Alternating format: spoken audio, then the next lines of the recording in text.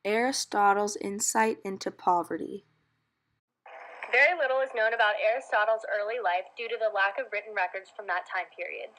Aristotle grew up in a region in northern Greece called Chalcidice.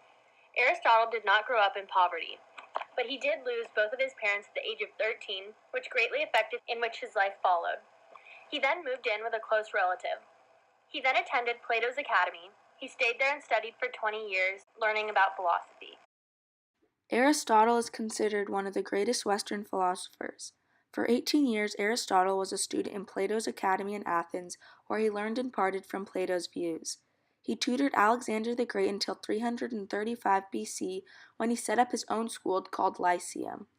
Within his lifetime, Aristotle nearly created the sciences of logic and linguistics, developed theories in physics and astronomy, and made large contributions to metaphysics, ethics, politics, and aesthetics that humans still use today. His writings constitute the first comprehensive system of Western philosophy. This system became the supporting pillar of both Islamic and Christian scholastic thought. It is even said that he was perhaps the last man who had the knowledge of all known fields at that time. His intellectual knowledge ranged from every known field of science and arts of that area.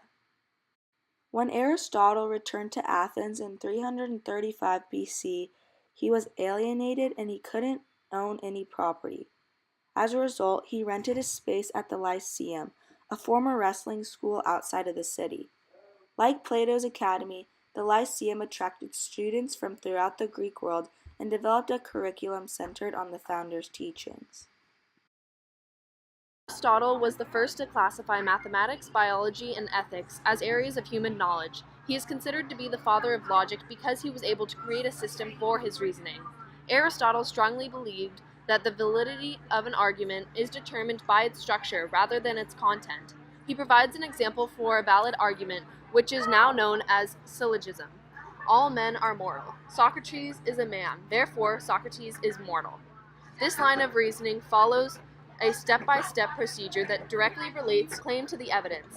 Given the structure of this argument, if the claim is truthfully followed by a line of reasoning, conclusion is also guaranteed to be true.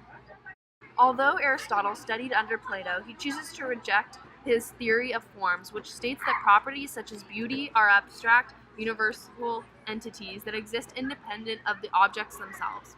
Instead, he believed that properties are directly attached to their objects. Aristotle was inspired by his father, Nicomachus, as he was a physician to the Macedonian king. Being a physician's son, he was inspired to his father's scientific work, but didn't show much interest in medicine. Aristotle was also inspired by Socrates, as he surveyed his writings as part of the philosophical process. His father's work inspired him to go and do different things and question life. He looked up to writers before his time. Shall we not, like archers who have a mark to aim at, be more likely to hit upon what is right? If so, we must try, in outline at least, to determine what it is. Aristotle believes there is reasoning and purpose for everything that man does. Like an archer, man has a point in which he is aiming for in any field of study. Man does not seek without purpose for something else. It is very specific and direct. He puts this into context of both art and studies, as well as the pursuit of happiness. An example would be that man works on shipbuilding to obtain a vessel, and medicine for good health. To obtain happiness and goodness, Aristotle believes that man must have an outlined objective or goal. Everything he proposes has a direct counterpart. If we have no goal or target, our desires will go on infinitely and will never be achievable. Essentially, all of our work and studies are for waste. This relates directly to his philosophy because he believes man has an ethical setup, which can be excessive, perfect, or not enough.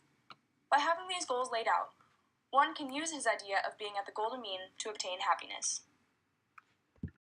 Because Aristotle was born in 384 BC, there's very little evidence of how standard living was during that time. However, we know that during this time in Greece, there was a social hierarchy. Both of his parents were members of traditional medical families. His father served as a court physician to the king of Macedonia. Because of this high status, we can assume that he did not struggle to maintain a proper weight or eat a stable diet. However, his health may have declined when he was 17 because of his parents' death, leaving him to fend for himself. However, he was sent to Plato's academy when he was 17. And after that, the only poverty he experienced was that of his slaves. But even then, he treated them fairly and eventually had a child with a slave. And when he escaped after his 20 years of schooling to Athens, where he could not obtain much land, he was forced to stay in a former wrestling school. He himself was impoverished for much of his life because he grew up with no parents, had no place to live, and struggled to identify his career and make a living much of his life despite his wealthy background. Aristotle's universal influence came from the Renaissance and Reformation. Despite the vast time differences seen in impoverished Africa today and Aristotle's life, there were many similarities. In impoverished Africa, the maternal mortality rate is 1 death for every 180 births. Poverty, lack of medical knowledge, and unsanitary conditions lead to high infection rates. Many children will then grow up without mothers, as Aristotle did. Little is mentioned about Aristotle's mother and her influence on Aristotle. Aristotle grew up without a female model, as many children in Africa do today. In addition, the role of women during Aristotle's time was far less significant than men. Women had little power and were expected to be part of the household. This is also true in impoverished Africa today. Women are continuing to fight for rights in Africa and strive for education. Within Aristotle's lifetime, there were many events that helped Aristotle from his beliefs about society and poverty. There were many battles and wars that introduced Aristotle to violence at a very young age. The Corinthian War, for example, played a heavy role in his lifetime. At a young age, the war began, and any war, especially one so close to home, definitely shifted his early opinions of the world, showing him the horrible effects that war can bring. The Battle of Leuctra made Aristotle's opinion of the world around him change as well. The battle saw the defeat of the Spartans, who were seen as invincible previously, now beaten. This made Aristotle question many other things around him and led him to question the reality around him as well. Although Aristotle does not define specific answers to poverty, he does have suggestions that help shape our views about it. Aristotle believes that our current circumstance is our responsibility and we must control our paths, no one else. He also believes that poverty is a direct result of revolution and crime. This means that desperate people and times make for desperate actions. Aristotle suggests that if humans do not take care of others around them, there will be crime and eventually poverty. To Aristotle, happiness is inseparable from the position and exercise of the virtues.